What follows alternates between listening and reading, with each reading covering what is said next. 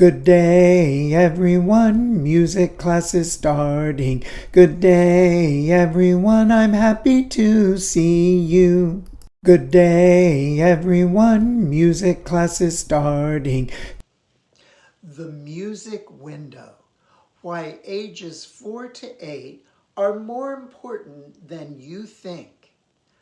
I want to tell you about a window, not a literal window, though I hope there's a good one near wherever you're watching this.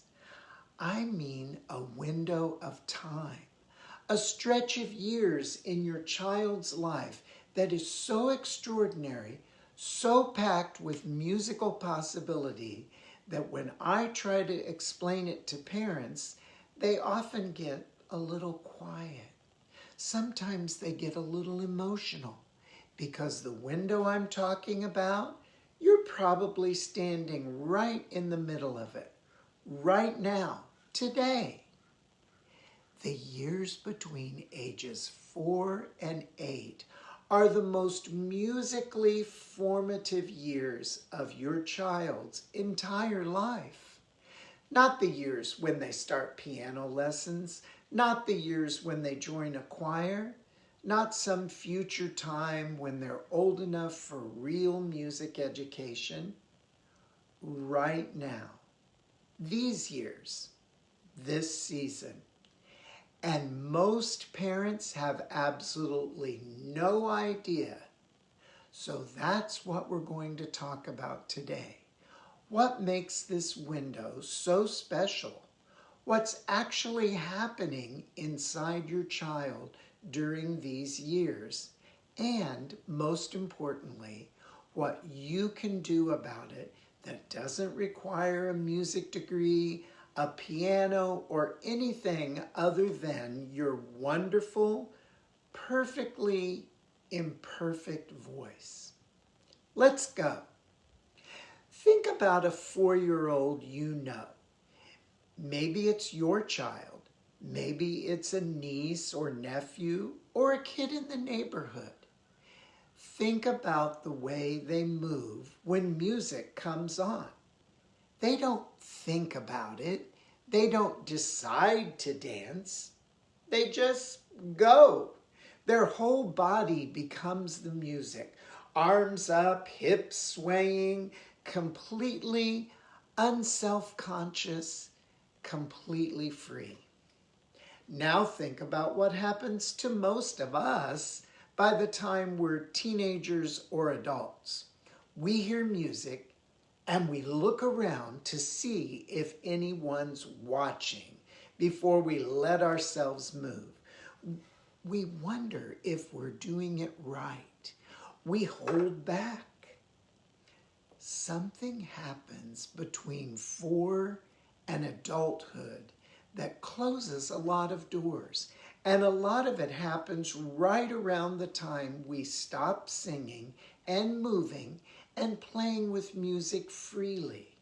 Right around the time we start being told there's a right way and a wrong way. But here's what's happening at age 4, 5, 6, 7, 8, before any of that closing begins. Your child's brain is doing something that it will never do again, quite this easily. It's building its musical mother tongue. You know how young children pick up language? They don't study grammar, they don't memorize vocabulary lists, they just absorb it through hearing it, through singing it, through playing with it, until it becomes part of who they are. Language they learn this way becomes native, effortless, theirs. Music works the same way. During these exact years, children can absorb musical understanding, rhythm, pitch, melody, the feeling of a steady beat in the same native, effortless way they absorb language. It doesn't have to be taught at them. It gets caught. A child who is immersed in joyful music during these years doesn't just learn about music, they become musical. It becomes a part of how they hear the world. That's the window. That's what's open right now in your living room, in your kitchen, in your car, on the way to wherever you're going next. Zoltan Kodály figured this out in Hungary almost 100 years ago. And when I say he figured it out, I mean he went into actual schools, listened to actual children, and got genuinely upset at what he heard. He heard children who had been taught music as a subject, notes on a page, rules to follow, technique to master, but who had lost the joy of it entirely. He heard children who could read music but couldn't feel it, who knew the theory but had missed the soul. And he said, this is backwards. We've started at the wrong end. He believed the foundation of music education isn't notation or theory or even an instrument. It's the singing voice, the body, the beat, the song that a child absorbs so deeply it becomes part of them. And he believed with fierce, beautiful conviction that this foundation had to be built during the early years, not instead of later learning, as the ground everything else stands on. I've had the privilege of training with some of the finest Kodály educators in the world, from the Liszt Academy in Budapest, Hungary, with teachers who carry this tradition in their bones. And everything I've learned, everything I receive from those experiences, points to the same truth Kodály saw a century ago. These early years are not practice for later. They're not a warm-up. They are, in many ways, the most important musical years of a person's life. What gets built here or doesn't get built shapes everything that comes after. Music education should begin 9 months before a child is born, Zoltan Kodály said. He was talking about the music in the home, the voice of the parent, the songs in the kitchen and the car and at bedtime, the ordinary, daily, glorious music of family life. So let's get specific. What does this window actually look like in real life? Because I don't want to just tell you it's important. I want you to be able to walk into your living room after this video and actually see it happening. Around age 4, something beautiful starts to solidify. Your child begins to feel a steady beat. Not just react to it, but really feel it in their body. You might notice them bouncing with more intention, clapping along more precisely, marching with a kind of quiet satisfaction, like something inside them just clicked. That click, that's real. That's their sense of steady beat becoming their own. And once it's theirs, it never really leaves. You might also notice, and this is one of my favorite, you might notice your child singing to themselves when they think no one is listening. Not a song you taught them exactly, something in between, a little bit of a song they know, a little bit made up, a little bit just sound. Pure musical thinking, out loud. This is one of the most significant things a young child can do. That's called spontaneous song. And it means the music is becoming native. It's moving from something they hear to something they are.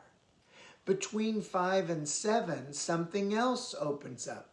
The ability to really match pitch, to hear a note and find it in their own voice. This doesn't happen overnight. And it's not a test, it's a gradual blooming. But the window for it to bloom most naturally and most fully is right here, right now, in these years. Children who spend these years surrounded by singing, not just listening to music, but actually singing, playing singing games, hearing their parents and caregivers sing to them and with them. These children develop a relationship with their own voice that serves them for life, even if they never become musicians, even if they never read a note of music. A child who has been sung to, sung with, and allowed to sing freely during these years carries music inside them the way they carry their native language, effortlessly, joyfully, forever. And somewhere around 7 or 8, the window begins not to close exactly, but to change. Musical learning continues for life, but the ease, the naturalness, the native fluency of these early years, that's a specific, precious, unrepeatable gift of this season. I can feel some of you doing math right now. Your child is 6.5, and you're thinking, wait, have I already missed half of this? Or your child is 8, and you're wondering if the window is already closing. Let me say something that I mean with my whole heart. You have not missed it. You're not behind. And there is no version of this where you have failed your child. First, the window isn't a cliff. It's a gradient. The richness of these years doesn't vanish on a child's 8th birthday. It eases into a different kind of musical receptivity, still extraordinary, just different. Second, every joyful musical experience your child has had, every song you've sung in the car, every lullaby, every silly rhyme, every time they danced in the kitchen while you made dinner, that was not nothing. That was everything. It's already in there. Third, and this is important, the research on these years is not meant to make you feel guilty. It's meant to do the opposite. It's meant to tell you that the simple, ordinary, joyful things you're already doing matter enormously. That you don't need to enroll your child in 17 activities or buy expensive curricula. You need your voice and a little bit of time and the willingness to be silly. If your child is 4, you have a beautiful stretch of years ahead. If your child is 7, you still have this year and it counts. If your child is 9, keep singing with them anyway, because the joy of shared music doesn't have an expiration date. The best time to plant a tree was 20 years ago. The second best time is today. The same is true for singing with your child. So, you're in the window. You know it matters. What do you actually do? Here's what I want you to notice. Most of what feeds this window isn't scheduled. It isn't curriculum. It's the texture of daily life. The first thing, and the most important thing, is simply to sing. Not to perform, not to teach, just to sing in your child's presence as often as feels natural. Sing while you make breakfast. Sing when you're driving. Make up a silly song about what you're doing right now. Narrate your afternoon in a little melody. It doesn't have to be good. It doesn't have to be any particular song. Your child's brain is drinking it in regardless. The second thing is to sing with them, not just at them. Singing games, call and response, songs where they get to echo you back, the back and forth of musical conversation, even very simple musical conversation, is extraordinarily rich for a child in this window. This is actually one of the core reasons folk songs and singing games have been used with children for generations. They're not just cute, they're perfectly designed for this kind of musical dialogue. Che Che Kool-Aid, Bluebird, Trot to Boston, songs that invite a child into the music as a participant, not an audience. The third thing is to let them lead sometimes. When your child makes up a song, even a two-note, completely repetitive, mildly maddening song about their sock, sing it back to them. Add to it. Let it become a little exchange. You are telling them what you just made is music, and it matters, and I hear it. That message, your music matters and I hear it, is one of the most powerful things you can give a child in this window. It keeps the door open. It keeps them brave enough to keep making sound. And the fourth thing, give yourself permission to not be perfect at this. A parent who sings imperfectly every day is doing infinitely more for their child than a parent who waits until they feel confident. Your child doesn't need your best singing.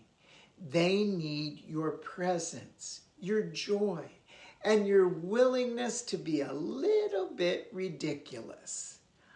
I want to tell you about a moment I witnessed once years ago that I have never forgotten.